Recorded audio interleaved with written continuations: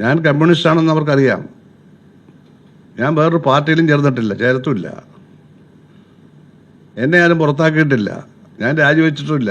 എൻ്റെ വീട്ടിൻ്റെ തളത്തിൽ ഒരു പത്രസമ്മേളനം വിളിച്ചു. അവിടെ വെച്ചാണ് ഞാൻ പറയുന്നത് ഞാൻ മത്സരിക്കുകയാണ്, ജനകീയ സ്വതന്ത്രനായിട്ട് മത്സരിക്കുന്ന പറഞ്ഞു. ഒരു പാർട്ടിയായിട്ടും ഞാൻ ചർച്ച ചെയ്തിട്ടില്ല.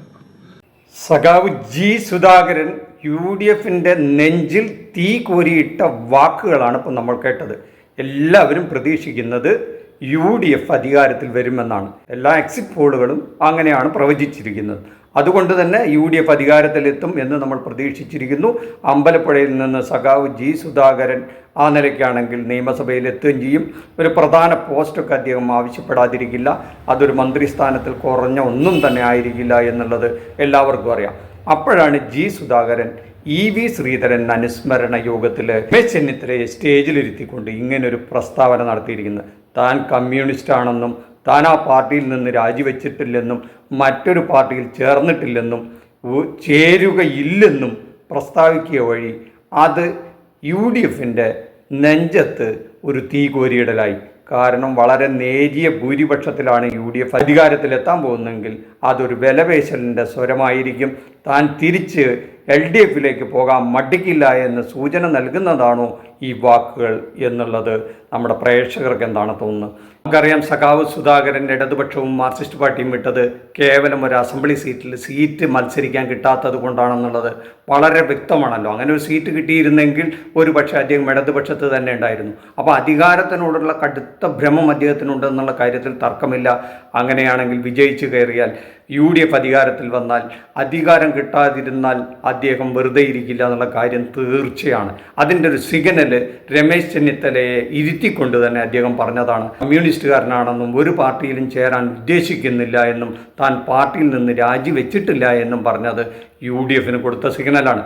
എന്ന് പറഞ്ഞാൽ തനിക്ക് നിങ്ങൾ അധികാരത്തിൽ കയറുകയാണെങ്കിൽ എന്ത് തന്നോളണം, ഒരു മന്ത്രിസ്ഥാനം തന്നോളണം, അല്ലെങ്കിൽ അധികാരം തന്നോളണം എന്ന് കൊടുത്തൊരു സീൻ തന്നെയാണ്. അല്ലെങ്കിൽ താൻ ആ വന്ന വഴിക്ക് തന്നെ തിരിച്ചു പോകാൻ മടിക്കില്ല എന്ന് തന്നെയാണ് സഖാവ് പറഞ്ഞതിൻ്റെ പച്ച മലയാളം.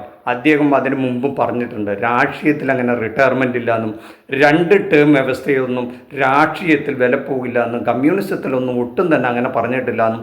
കാരണം ലക്ഷ്യത്തിലെത്തുക എന്നുള്ളതാണ് പ്രധാനമെന്നും ആരോഗ്യമുള്ളിടത്തോളം കാലം രാഷ്ട്രീയത്തിലുണ്ടാവണം, അതിന് അധികാരത്തിലുണ്ടായിരിക്കണം, അതിൻ്റെ പ്രവർത്തന നിരതനായിരിക്കണം. അതല്ലാതെ ഇങ്ങനെ 2 തവണ അല്ലെങ്കിൽ 3 തവണ ടേമൊന്നും കമ്മ്യൂണിസത്തിൽ പറഞ്ഞിട്ടില്ല എന്നൊക്കെയാണ് അദ്ദേഹം പറയുന്നത്. സോഷ്യലിസത്തിലോ അല്ലെങ്കിൽ അദ്ദേഹം വിശ്വസിക്കുന്ന ആശയത്തിലൊന്നും അങ്ങനെ പറഞ്ഞിട്ടില്ല എന്ന് തന്നെയാണ് പറയുന്നത്. അതുകൊണ്ട് അദ്ദേഹത്തിന് ആവുന്നിടത്തോളം മരണം വരെ പറ്റുമെങ്കിൽ അതുവരെയും അധികാരത്തിൽ തുടരാനുള്ള അവസരം കൊടുക്കണം എന്ന് തന്നെയാണ് അദ്ദേഹം പറഞ്ഞതിൻ്റെ അർത്ഥം. അതിനു വേണ്ടിയിട്ടാണ് അദ്ദേഹം MLA ആകാൻ വീണ്ടും ശ്രമിച്ചത്. അത് പാർട്ടി നിഷേധിച്ചപ്പോഴാണ് അദ്ദേഹം സ്വതന്ത്രനായി നിന്നത്. ആ സ്വതന്ത്രനായി അദ്ദേഹം സ്വയം എടുത്ത തീരുമാനമാണെന്നും ആരെയും മുന്നിൽ കണ്ടുകൊണ്ടല്ല എന്നും 6 മാസം മുമ്പൊന്നും തീരുമാനിച്ചിട്ടില്ല എന്നൊക്കെ അദ്ദേഹം പറയുന്നുണ്ട്. പക്ഷെ അതൊന്നും സത്യമാകാൻ വഴിയില്ല. കാരണം പാർട്ടി പലതവണ അദ്ദേഹമായി രമ്യതയിലെത്താൻ ശ്രമിച്ചപ്പോഴൊക്കെ തന്നെ വളരെ ദൃഢമായൊരു തീരുമാനം പുറകിലുണ്ടായിരുന്നു. അപ്പോൾ അങ്ങനെ ഒരു തീരുമാനം ഉണ്ടാകണമെങ്കിൽ അദ്ദേഹം വളരെ വ്യക്തമായ സപ്പോർട്ട് പുറമേ നിന്ന് കിട്ടാതെ, ഉറപ്പ് കിട്ടാതെ അദ്ദേഹം അതിന് മുതിരില്ലായിരുന്നു എന്നുള്ളതൊക്കെ എല്ലാവർക്കും അറിയാം. ഈ അരി ആഹാരം കഴിക്കുന്നവർക്ക് അറിയാമെന്ന് പറയുന്ന പ്രയോഗമുണ്ടല്ലോ, അതനുസരിച്ചാണെങ്കിൽ അതൊരു സത്യമായ കാര്യമാണ്. അദ്ദേഹം അതൊക്കെ വെറുതെ പറയുന്നു എന്ന് മാത്രമേ ഉള്ളൂ. പക്ഷെ നമുക്കറിയാം, 4-ാം തീയതി കഴിയുമ്പോൾ അദ്ദേഹം ജയിച്ചാലേ ഈ പ്രശ്നങ്ങളൊക്കെ ഉദിക്കുന്നുള്ളൂ. അതല്ലെങ്കിൽ പിന്നെ ഇതൊന്നും പറയുന്നതിൽ അർത്ഥമില്ല. അതിന് UDFിന് അധികാരം കിട്ടുകയും വേണം. പക്ഷെ 4-ാം തീയതി കഴിയുമ്പോൾ മറിച്ചാണ് സംഭവിക്കുന്നതെങ്കിൽ അദ്ദേഹത്തിൻ്റെ കാര്യം കട്ടപ്പോക എന്നല്ലാതെ മറ്റൊന്നും പറയാനില്ല. എന്തായാലും നമുക്ക് ഏതാനും മണിക്കൂറുകൾ കഴിഞ്ഞാൽ ഈ കാര്യത്തിനൊരു വ്യക്തത വരും. നന്ദി, നമസ്കാരം. മറ്റൊരു വിഷയവുമായി മറ്റൊരു എപ്പിസോഡ് കാണുന്നവരെ താങ്ക് യു.